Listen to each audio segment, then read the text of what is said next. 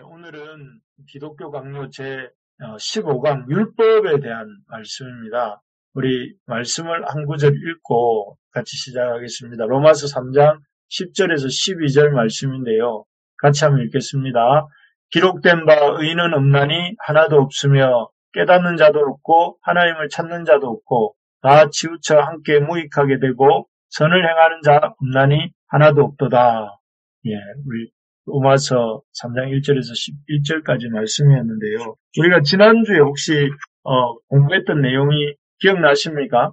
우리 지난주에 공부한 내용은 그리스도를 아는 지식 이런 제목으로 공부를 했습니다. 그래서 그 이전까지 인간이 죄로 인해서 인간이 어떤 상태에 처했는지를 얘기하면서 그런 이 불신앙과 불순종의 죄로 인해 죄의 오염과 부패에 처해 있는 그 인간을 향해서 하나님께서 기름 부은 받은 자, 중보자 그리스도를 이 땅에 보내셨다 하는 것을 우리가 이렇게 배웠습니다. 기억나시죠?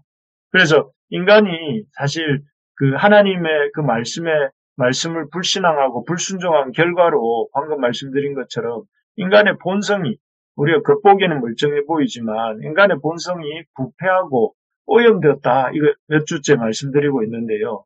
인간의 본성이 부패하고 변질된 결과가 뭐였다고 그때 우리 말씀드렸습니까? 첫째가 죄와 사망이 들어왔다. 그렇게 말씀드렸습니다. 인간이 그냥 처음부터 죽게 된 것이 아니라 죄로 인해서 하나님과의 관계가 끊어지고 육체적인 사망도 들어오게 되었다. 그래서 인간의 그 죄로 인한 오염과 부패의 결과는 제일 먼저 죄로 인한 사망이 들어온 이게 첫 번째 죄책이라고 하죠. 이 죄의 결과가 나타났고 그리고 그로 인해서 오염이 생겨나게 되는데 오염과 부패가 들어오게 되는데 그 오염과 부패의 첫 번째는 뭐라고 말씀드렸냐면은 인간의 의지가 죄의 노예화되었다 하는 것입니다. 여러 번 말씀드렸지만 인간의 의지가 내 뜻대로 의지가 움직이는 것 같지만 사실상은 내 뜻대로가 아니라 죄의 노예화되었다 이렇게 말씀드렸습니다. 그 증거들이 뭐라고 하느냐면 하나님이 하라고 하는 것을 하지 않고 하나님이 하지 말라고 하는 것을 하는 것이 우리 의지가 내 뜻대로 되는 것이 아니다 하는 것이죠. 그래서 하나님이 십계명에서 제일 먼저 당부하신 게 뭡니까? 나 외에 다른 신이 있게 말라 이렇게 말씀하셨음에도 실제적으로 우리는 끊임없이 또 다른 우상들을 계속 찾고 섬기죠. 그걸 너무나 잘 보여주는 게 이스라엘의 역사고 이스라엘이 북이스라엘과 남유다에게 각각 망했던 이유가 우상숭배 때문 아닙니까? 이런 것들을 보면서 참 인간이 그 의지가 참 죄의 노예가 되었구나 하는 걸 잘 보여줍니다. 우상숭배를 예를 들었지만 그뿐만 아니라 거짓말하지 말라 이렇게 십계명 속에서 말씀하셨지만 우리가 거짓말 안 해야 된다는 거 우리도 알면서도 우리가 거짓말이 이렇게 끝이지가 않는 이거는 우리의 의지가 얼마나 참 우리의 의지대로 안 되는가 하는 걸 보여주는 것이죠. 이것이 우리가 죄로 오염되고 부패된 결과입니다. 그래서 우리라는 존재가 그런 존재구나 하는 것을 우리가 보았습니다. 두 번째로 이 죄로 인한 오염과 부패의 결과가 무엇이냐면은 하나님을 향한 선한 의지가 이렇게 소멸되었다 하는 것이죠. 그래서 인간에게는 참 하나님을 알고자 하는 마음이 우리 하나도 없습니다. 그래서 우리 앞에서 우리 시작하면서 읽었지 않습니까? 바울은 로마서 3장 10절 이후에서 이렇게 말을 합니다. 기록된 바 의인은 없나니 하나도 없다. 깨닫는 자도 없고 뭐에 대해서? 하나님에 대해서 깨닫는 자도 없고 하나님을 스스로 찾는 자도 없고 다 치우쳐 함께 무익하게 되고 선을 행하는 자가 없나니 하나도 없다 이렇게 말씀합니다. 사실 자기 발로 이렇게 하나님에 대해서 궁금해하는 사람이 별로 없습니다. 그리고 자기 스스로 하나님께 이렇게 나오려고 하는 자도 거의 없습니다. 아주 이렇게 가만히 내버려 두면 한 사람도 하나님을 찾는 자가 없다. 이게 바울이 선언하고 있는 인간 실존의 모습이다 하는 것이죠. 그래서 사실 이런 인간의 어떤 이 두 가지 죄의 의지가 죄의 노예화가 되었고 하나님을 향한 선한 의지가 소멸된 상태 이런 것들로 인해서 인간은 어떤 상태냐면은 구원에 관한 한 어떤 소망도 없고 절망적인 상태에 놓여 있는 존재가 인간입니다. 그래서 인간은 가만히 놔두면 어떤 죄로 인한 오염과 부패로 말미암아 그 의지가 죄의 노예가 되어 있고 하나님을 찾고자 하지도 않기 때문에 그에게는 구원을 받을 소망도 없고 구원에 도달할 어떤 가능성도 없다 하는 것이 인간의 상태입니다. 그래서 그렇게 내버려 두면 사실 인간은 또 인간뿐만 아니라 큰 인간들에 모여있는 인류 전체는 이 멸망을 향해서 갈 수밖에 없지요. 그런데 그런 우리를 내버려 두시지 않고 손을 내미신 것이 무엇인가 하면은 바로 이 중보자, 지난주에 우리가 나누었던 그리스도란 말은 기름 부음 받은 자라는 그리스어지 않습니까? 그리고 메시아라는 말은 역시 히브리어로 기름 부음 받은 자인데 중보자 그리스도, 중보자 메시아를 우리에게 보내주셨다 하는 것입니다. 그래서 이 중보자 메시아는 어떤 존재인가? 그 중보자 메시아, 중보자 그리스도에 대해서 우리가 지난주에 우리가 이런 왜 그리스도가 필요한가 하면서 제가 이렇게 올려드렸던 글을 이렇게 보시면 그렇습니다. 거기를 보면 왜 그리스도가 필요한가라고 하면서 이렇게 말씀하고 있습니다. 인류 전체는 아담 안에서 멸망했다. 좀 전에 말씀드렸죠. 인간은 죄로 오염되고 부패하였으며 하나님의 저주를 피할 수 없게 되었다. 우리의 영혼은 이 저주에 압도되어 절망의 상태에 떨어졌다. 말씀드린 것이죠. 불가불 하나님께서 구원하셔야만 인간이 소망을 가질 수 있다. 그런데 하나님께서 스스로 다시금 우리의 아버지가 되어주기를 원하셨고 하나님의 최고의 지혜로 선택하신 인간을 구원할 방법을 마련해 놓으셨다. 그리스도를 마련해 놓으신 것이다. 여기에 보면 하나님이 우리를 안 도와주셔도 우리 스스로 선택한 그런 하나님에 대한 불신앙과 불순종의 결과로 죄로 인한 오염과 부패가 왔기 때문에 우리가 하나님께 대해서 어떤 말도 할 그런 형편이 아닙니다. 그렇지만 하나님 그런 우리를 버려두신 것이 아니라 아버지로서 우리를 구원할 방법을 마련해 놓으셨는데 그것이 바로 무엇이냐면은 중보자 그리스도라는 것입니다. 중보자 그리스도는 참 하나님이시면서 동시에 참 사람이 되셔서 죄인들을 위하여 스스로 자신을 대속주로 내어주신 것이 이 중보자 그리스도가 하신 일이죠. 그래서 이 중보자 그리스도를 통해서 죄인들이 구원 얻을 수 있는 이렇게 길을 열어주신 것입니다. 그래서 이것을 방금 읽은 기독교 강요 내용 속에 보면 하나님의 최고의 지혜다. 참 하나님이신 분께서 참 사람이 되어서 이 땅에 오시고 또 그분께서 스스로 희생제물이 되셔서 우리를 대속하여 주시고 우리의 구원을 이렇게 이루신 것을 그렇게 말씀합니다. 하나님의 최고의 지혜다 이렇게 말씀하고 있습니다. 그래서 이 구약에서는 이런 그리스도에 대해서 뭐라고 얘기를 하느냐면 중보자 그리스도에 대해서 어느 날 갑자기 하나님께서 이 중보자 그리스도를 보내신 것이 아니라 아담이 범죄한 그 순간부터 그 이전부터 하나님께서는 중보자 기름 부음 받은 자 그리스도를 이 땅에 보내시기로 계속해서 이렇게 예고하셨습니다. 그래서 대표적인 것들이 이런 중보자 그리스도를 보내겠다고 약속하신 첫 번째가 뭐냐면은 언약입니다. 언약. 우리가 잘 아시죠. 하나님이 아브라함과도 언약을 맺으셨고 또 다윗과도 언약을 맺으셨는데 그런 언약들을 통해서 하나님은 이 죄인들에게 이 중보자 그리스도를 내가 보내주겠다 하는 약속들을 하셨습니다. 그래서 어떻게 하셨냐면 창세기 12장 1절, 2절, 3절에 보면 예를 들어서 2절과 3절을 보면 아브라함이 이렇게 내가 너로 큰 민족을 이루고 내게 복을 주어 내 이름을 창대케 하리니 너는 복의 근원이 될지라 너를 축복하는 자에게는 내가 복을 내리고 너를 저주하는 자에게는 내가 저주하리니 땅의 모든 족속이 너를 인하여 복을 얻을 것이니라 하신지라. 여기서 땅의 모든 족속이 너를 인하여 복을 얻을 것이라 이 말씀 속에는 장차 아브라함의 후손으로 오실 예수 그리스도를 통해서 천하 만민이 구원을 얻게 될 것을 내포하고 있는 아브라함과 맺으신 하나님의 언약이라는 것입니다.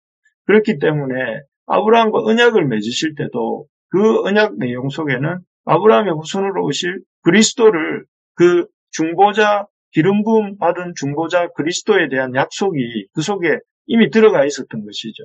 그리고 우리가 지난 계속 보고 있는 사무엘상에도 보면 한나에게도 하나님이 자녀를 주시겠다고 약속하셨을 때 한나가 여호와를 찬양하는데 거기에도 보면 뭐라고 했느냐면은 한나가 자기의 기름 부음을 받은 자의 뿔을 높이시리로다 하면서 찬양을 하는데 그 기름 부음을 받은 자가 누구냐면 그리스도라는 것이고.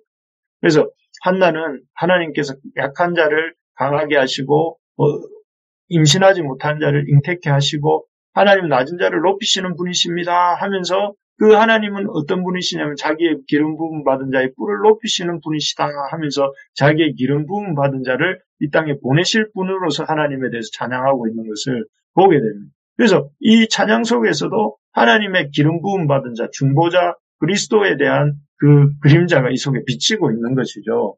그리고 우리가 또 방금 살펴보지는 않았지만 또 다윗 언약에서도 마찬가지. 다윗에게도 약속해 주실 때 영원한 등불이 그 다윗의 자손으로부터 이 유다의 등불이 올 것을 계속 말씀하세요.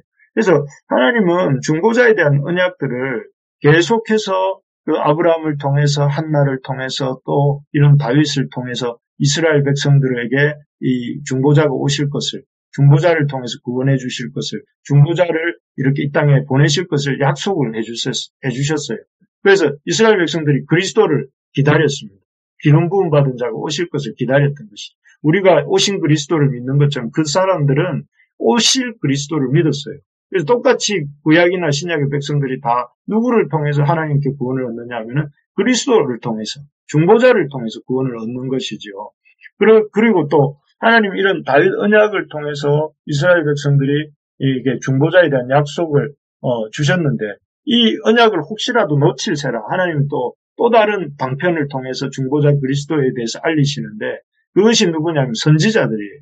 구약의 많은 선지자들이 왜 나오겠습니까? 이분들이 나와서 하는 일은 그리스도가 올 것에 대해서 알렸습니다.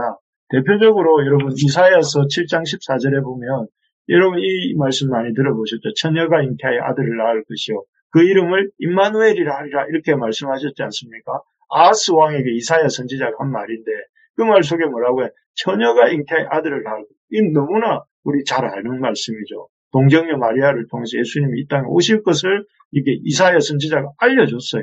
그래서 이스라엘 백성들이 또 오실 그리스도가 오시는구나 하는 것들을 생각하게 된 것이죠. 그리고 예레미야서 23장 5절에서 예레미야 선지자도 이렇게 말합니다. 내가 다윗에게 한 의로운 가지를 일으킬 것이라. 그가 왕이 되어 지혜롭게 행사하며 세상에서 공평과 정의를 행할 것이라. 여기에서는 보면 내가 다윗에게 한 의로운 가지를 일으킬 것이라 했는데 이 의로운 가지가 누구냐면은 왕이 되셔서 이 땅에 유대인들의 왕인 동시에 세상의 구주로 오실 그리스도에 대한 약속을 예레미야 선지자도 이런 표현으로 이제 이스라엘 백성들에게 알려준 것이죠. 하나님이 중보자를 보내실 것이고 그 기름 부음 받은 중보자 그리스도를 통해서 하나님이 이 세상의 공평과 정의를 행하시고 하나님이 이 세상을 다스리게 하실 것이다. 바로 예수 그리스도에 대한 약속을 주신 것입니다. 이 예레미야뿐만 아니라 많은 선지자들이 있습니다. 하박국 선지자도 이렇게 우리 아까 찬양했지만 하박국도 구원, 난 여호와로 말미암아 즐거워하며 나의 구원의 하나님으로 말미암아 기뻐하리로다 하면서 하나님이 우리를 구원해 주실 것을 기대하면서 이때 하박국은 바벨론이 유다를 치고 유다가 바벨론에 의해서 망하게 될 것이지만 그 바벨론 역시 하나님이 심판하실 것이다 하는 그 말씀을 듣고 이렇게 기뻐하고 있는 거거든요. 왜요? 하나님이 구원을 주실 것을 믿었기 때문에. 그래서 길게 말씀드렸지만 하나님은 이런 중보자 그리스도에 대한 약속들을 이미 언약을 통해서 우리에게 보여주셨고 그리고 그 중보자 그리스도가 오실 것에 대해서 이런 여러 선지자들을 통해서 제가 언급하지 않았지만 에스겔 선지자도 있고 또 호세아 선지자도 있고 이런 예언들을 다 했습니다. 그래서 이스라엘 백성들은 참 우리의 죄로 인해서 우리의 불신앙과 불순종의 죄로 인한 우리는 본성이 부패하고 오염되어서 아주 구원에 대한 어떤 소망도 절망도 없는 절망적 상태지만 하나님께서 우리를 향해서 그리스도를 보내셔서 우리에게 구원의 길을 여시고 우리에게 참 생명을 주시겠구나 하는 것을 믿었습니다. 오실 그리스도를 믿음으로 그런 기대와 소망을 가진 것이죠. 그리고 오늘날 우리도 그렇게 오신 주님을 주님으로 믿고 우리가 이렇게 찬양하고 있는 것이지 않습니까? 그렇습니다. 참, 이제는 우리가, 주 예수를, 비록 우리의 불신앙과 불순종의 죄로 인한 오염과 부패로 말미암아 우리는 어떤 소망도 없는 자지만, 죄의, 노예화된 우리의 의지와 하나님을 찾고자 하는 전혀 그런 소망 없는 우리의 모습들로 인해서 우리는 구원을 받지 못할 만한 사람이지만, 주님께서 중보자 그리스도를 보내주셨고 그를 믿음으로 누구든지 구원을 얻을 수 있도록 이렇게 해주신 것으로 인해서 우리에게는 그야말로 난 여호와로 말미암아 즐거워하며 나의 구원의 하나님으로 말미암아 기뻐하리로다 했던 그 하박국의 고백이 우리의 고백이 되는 줄로 믿습니다. 예, 그래서 우리가 구원의 하나님, 나를 구원하시고 구원의 길을 여신 하나님을 기뻐하는, 아까 앞에서 제가 우리 집사님한테 오늘 뭐가 감사했습니까? 했는데, 많은 감사가 있습니다. 그런데 그것보다 더 큰 감사가 뭐냐? 우리가 구원받은 것에 대한 감사. 우리가 그런 감사가 있기를, 또 그런 감사가 있다는 사실을 놓치지 않으면 좋겠습니다. 그런데 우리가 여기서 이제 오늘 나눌 것이 이제, 질문이 하나 생깁니다. 그렇다면, 이 하나님, 우리의 죄로 인한 절망적 상태와 또 그런 상태의 중보자 그리스도를 보내주시고 그분을 통해서 구약의 백성들은 오실 그리스도와 또 신약의 백성들은 오신 그리스도를 믿음으로 구원을 얻게 해주셨거든요. 주님 너무 고맙습니다. 감사합니다. 그런데 그렇다면 이 율법은 무엇입니까? 그 시내산 요즘 읽고 있는 그 레위기에서 공동체 성경 읽기에서 레위기 나오지 않습니까? 그 레위기 말씀들은 시내산에서 하나님이 모세를 부르셔서 그에게 십계명을 위시로 해서 여러 가지 제사법과 또 시민법과 도덕법을 주셨어요. 그런 율법들은 그러면 어떤 기능을 하는 것입니까? 그들을 통해서 주신 그 모세를 통해 주신 그 율법은 왜 주신 것이며 무슨 의미가 있고 또 이 율법과 중보자 그리스도는 무슨 관계가 있습니까? 이런 의문이 생겨야 됩니다. 우리가 율법이라는 것은 너무나 이렇게 그 구약 성경에서 많은 부분을 차지하고 중요한 부분을 차지하는데, 그러면 그 율법은 어떤 역할을 하고 있습니까?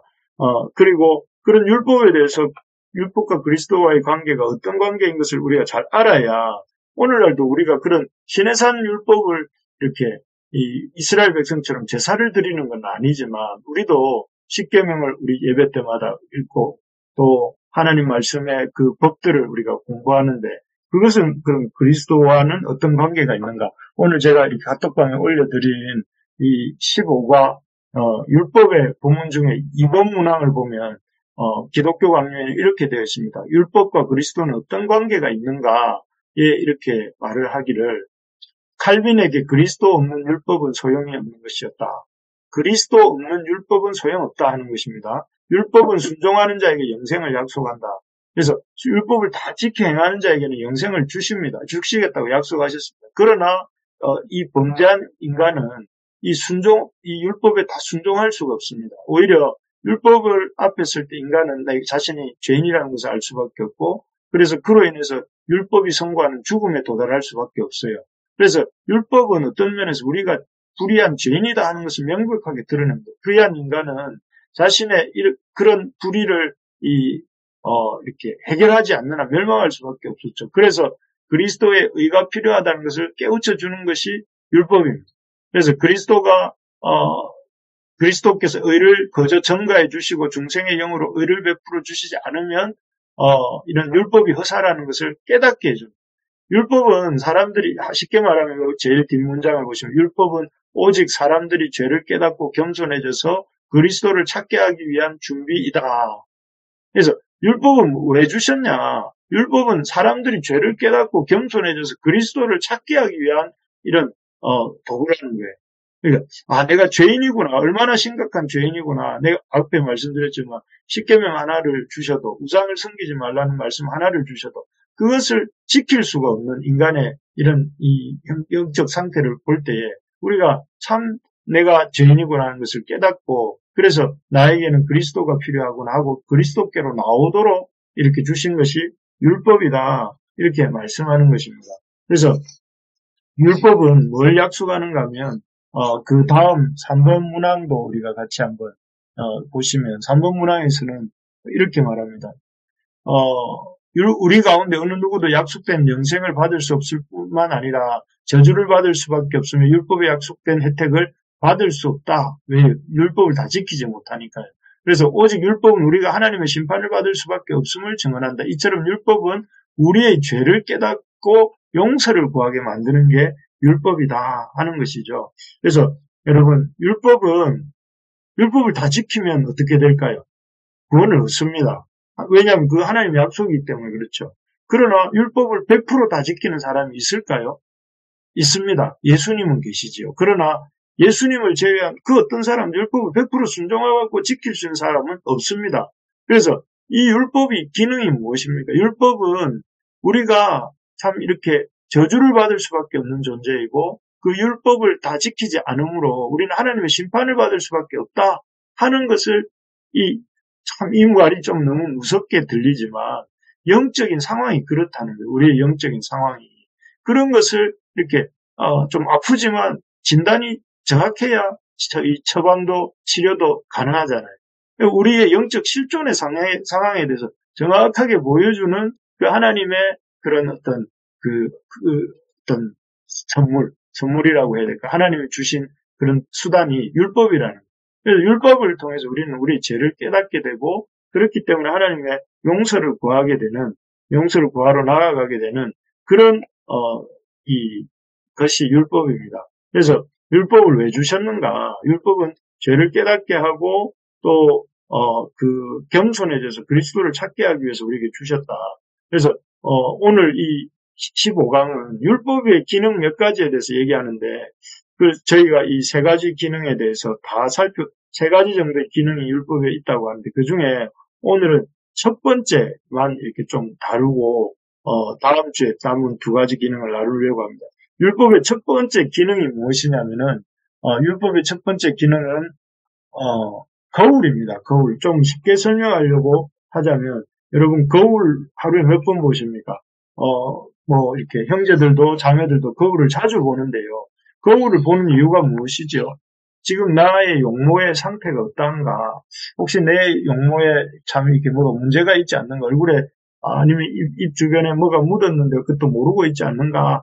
할 때에 이렇게 봅니다. 그리고 혹시라도 봤는데 실제로 그렇게 묻어 있다면 닦거나 씻거나 아니면 뭔가 이렇게 조처를 하도록 도와주는 게 거울이지 않습니까?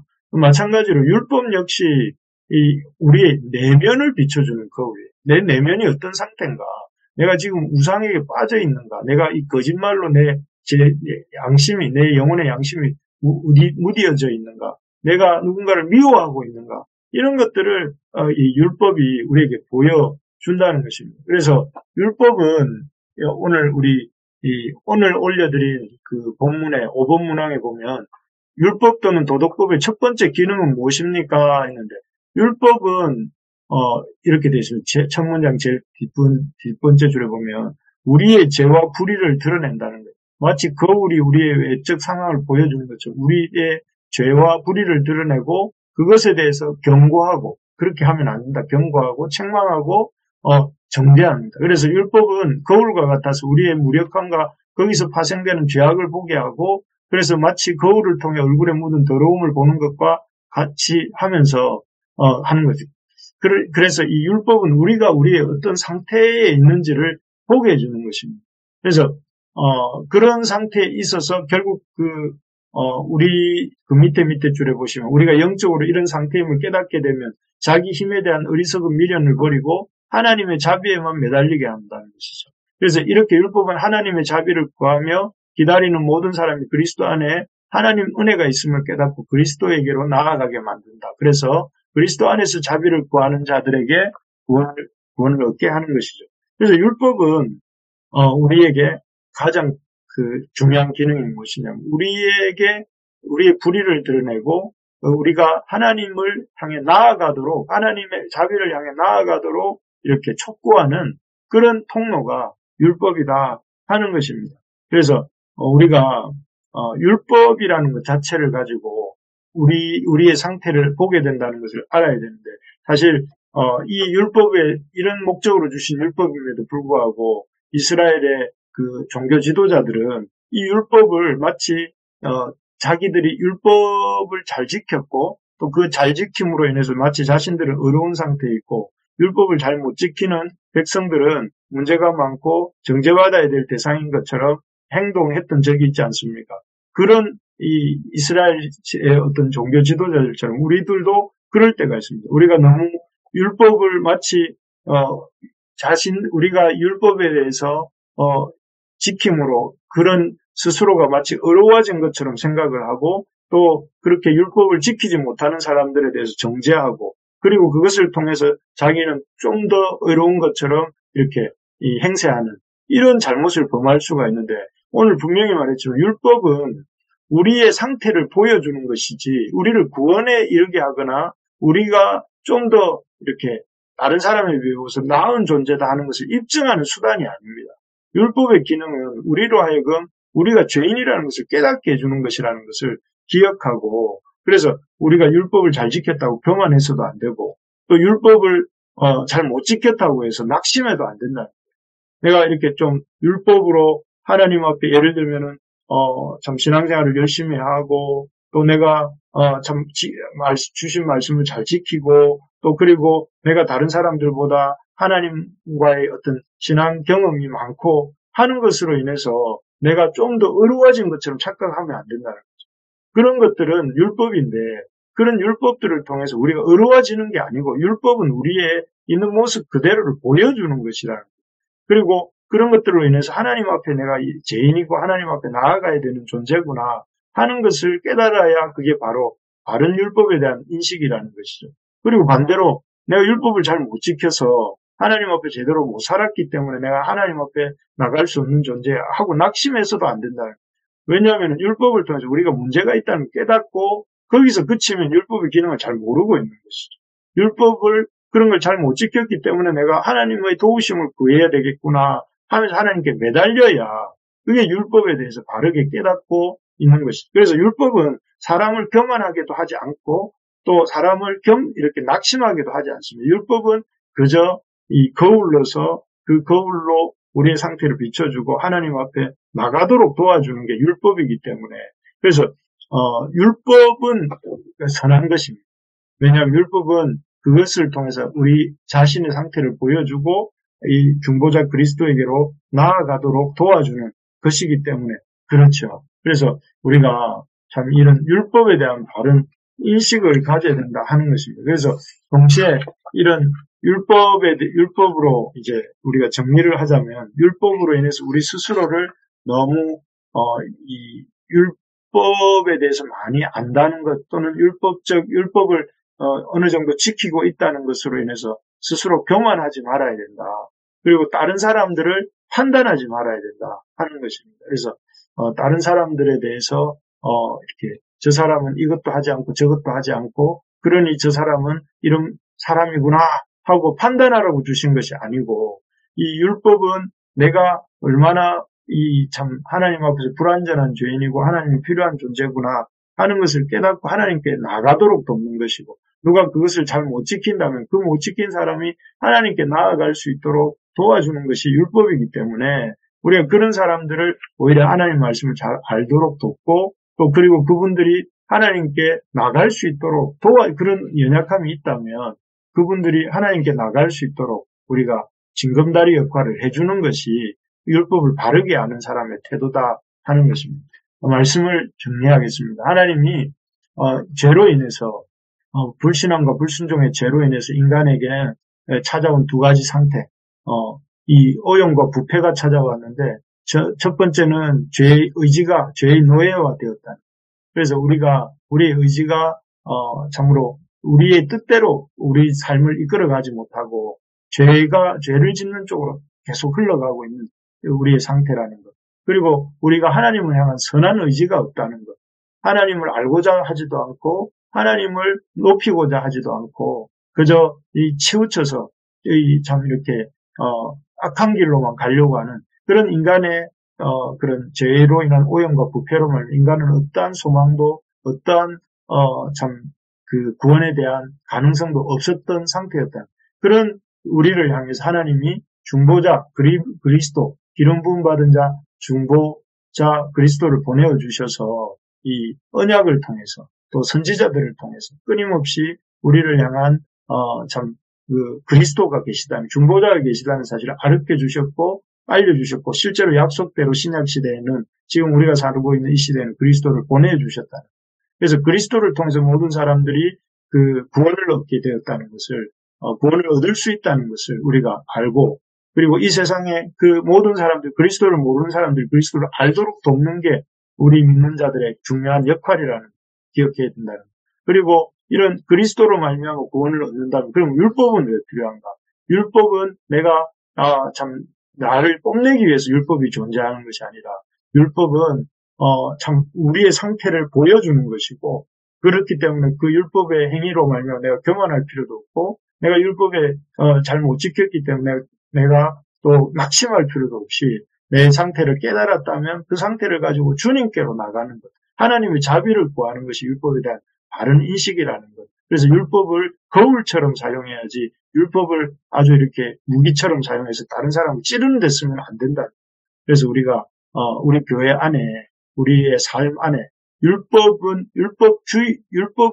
귀한 것이라는 생각을 가지고 이런 율법을 가지고 나 자신을 돌아보고 하나님 앞에 나 자신을 세우는 데 쓰고 또 율법을 가지고 다른 사람을 정죄하기보다는 율법을 잘 못 지키는 사람들이 있다면 그들에게 하나님을 바르게 알도록 도와주고 하나님께로 나가도록 돕는 것이 먼저 믿은 우리들의 책임이고 또 우리가 해야 될 일들이다 하는 것을 명심하면서 우리 다음 시간에는 율법의 남은 두 가지 기능에 대해서 좀 더 살펴보도록 하겠습니다.